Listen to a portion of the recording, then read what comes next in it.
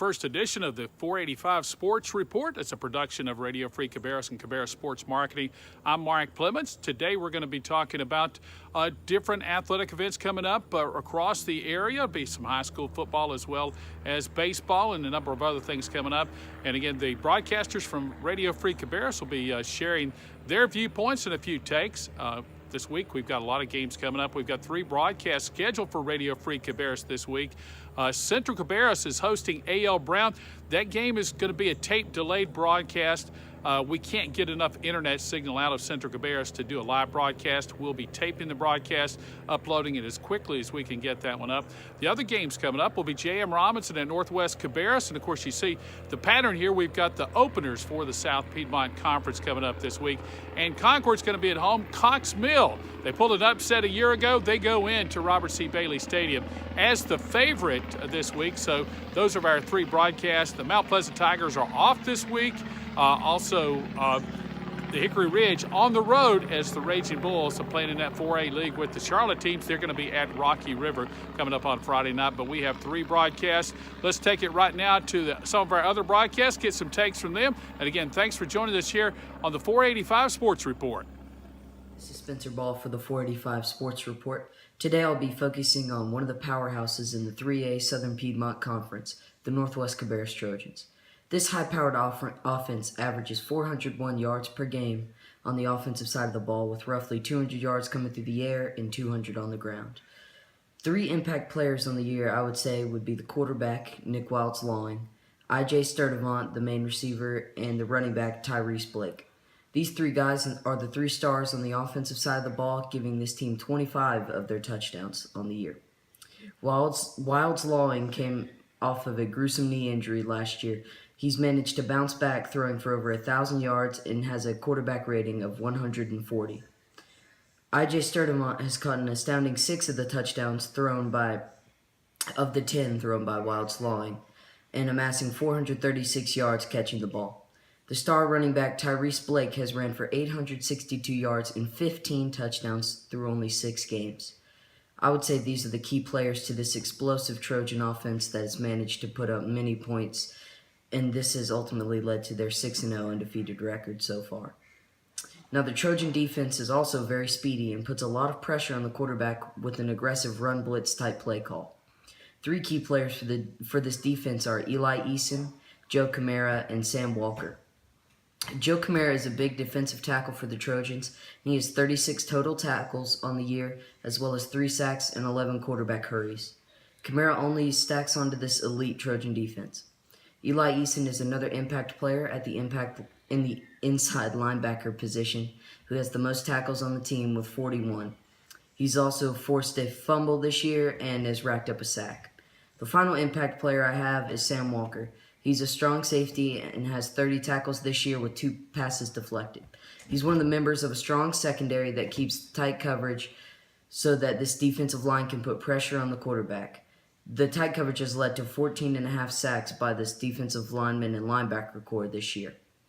This week, the Trojans take on the J.M. Robinson Bulldogs at home, looking to go 7-0 on the year. But the real test comes next week against Central Cabarrus, when the Vikings come down to Trojan Stadium, and this is a real clash of the Titans kind of matchup. Both undefeated teams in the Southern Piedmont Conference will be facing off, and it should be a very, very exciting match. I'm Spencer Ball for the 45 Sports Report. Hi everyone, Bar-Tal is here, ladies and gentlemen, for the 485 Sports Report. And ladies and gentlemen, let's talk about the Atlanta Braves. We had a great season. They won the NL East, and they made the playoffs for the first time since 2013, when they got swept in the NLDS to the Los Angeles Dodgers. Now, ladies and gentlemen, the reason why the Braves won the NL East with a record of 90-72 has to do with a couple of big areas, which, let's talk about them. Number 1, they got a great defense overall, and they had a couple of Gold Glove candidates on the team. I'm talking about first baseman Freddie Freeman, right fielder Nick Markakis, center fielder Andrew Ciante, shortstop Dansby Swanson.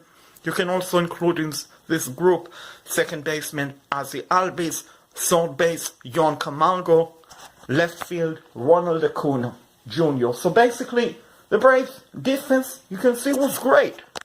The Braves also had a great offensive production, leading by NL Rookie of the Year Ronald Acuna Jr., third baseman, everyday third baseman Yon Camargo. Ozzie Albies had a great season. Freddie Freeman had his typical NL MVP type of a year. Nick Markakis had a comeback year. And Andrew Inciante, Kyler Flower, Kurt Suzuki, each had a pretty good season. The Braves got a great production off the bench by clutch man Charlie Culberson. So the Braves' offense and defense was great. What was also great was the pitching performance by ace Mike Fultonevich, by Anibal Sanchez, with a comeback season, by Kevin Gausman, who the Braves have acquired at the trading deadline from the Baltimore Oilers.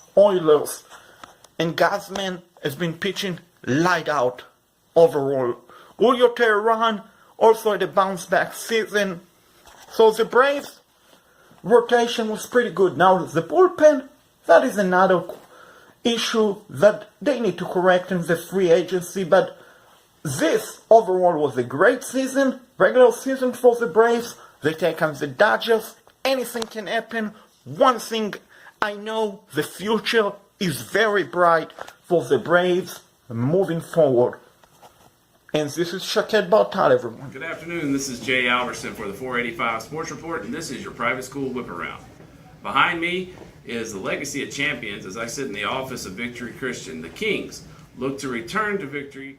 Coach Greg Talley will bring his 2-3 Knights into Kings Stadium, hoping to return to their winning ways from earlier in the season as they're currently on a 2-game losing streak. The last time the Kings won was in 2016, their final game of the season against Christ the King. The Crusaders are currently 0-7 in their first year in public school division, playing as a 1A school. The change has not been kind to the Crusaders, as they have one game in which they've allowed their opponents under 50 points. They've had 6 games which they've allowed their opponents to score 48 or more, and 2 games which they've allowed their opponents to score 70 or more. First-year coach Joshua Crowell is looking to improve on that during the off-season and into next year. The Crusaders are taking on Providence Day. The surprising 3-3 team of Adam Hastings is riding a 3-game winning streak that includes a 28-17 win over Charlotte Latin last week.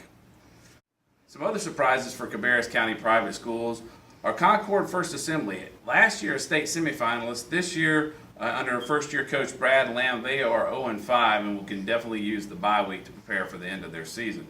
Additionally, Cannon, under former Panther Brad Hoover, is 1-5 this year after having a surprising upset at the end of last season over Statesville Christian. The Cougars are 1-5, and they've got the always well-prepared High Point Christian coming in this week. The biggest surprise has to be Michael Causey down at South Lake Christian. His Eagles are 4-3, coming off of big wins over Lake Norman Charter as well as Cannon. The defending Division III state champions look to be in good position to move up to Division II and possibly win their first title there. Up in the mountains to our west, Christ School is 5-1, and they've taken on 3-3 Rathburn Gap this weekend.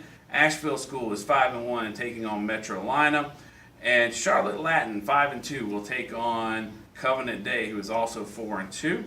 Despite being currently winless, and with an undersized team only having 13 eligible players on the roster heading into their homecoming weekend, the Kings are on the upswing as they have 2 of their 4 seniors in this year's class have been selected on the watch list for the Hall of Fame Classic up in Norfolk, Virginia, a postseason all-star game.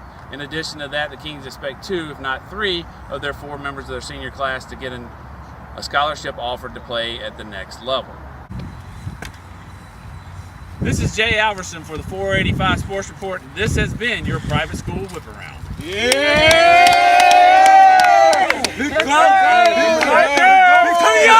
coming for you, 12. I'm coming for you, Taylor. I'm coming for you, Taylor. I want you, Taylor. Oh, yeah. Well, that's just going to about wrap it up for the 485 Sports Report for this week. We appreciate you joining us. We want to remind you some of the folks that sponsor Radio Free Cabarrus broadcast and Cabarrus Sports Marketing broadcast, including Carolina Pizza Hut, also sponsored by the Southern Shows, Southern Christmas Show, one coming up. We've also got the Carolina Renaissance Festival, and that's going on every weekend coming up, Saturdays and Sundays over near the county line, Mecklenburg and Cabarrus County line. You'll want to go to carolinarenfest.info for all the details on that one. Again, that's one of our sponsors. Cannon Pharmacy, cannonpharmacies.com. BenMinot.com, great place to buy cars. Shop, click, and drive. That's BenMinot.com. By McGill Baptist Church. Also brought to you by Wilkinson Funeral Home, and also by Athletes Library. If you've got a high school or soon-to-be college athlete in your family, you want to visit athleteslibrary.com to find out some information there.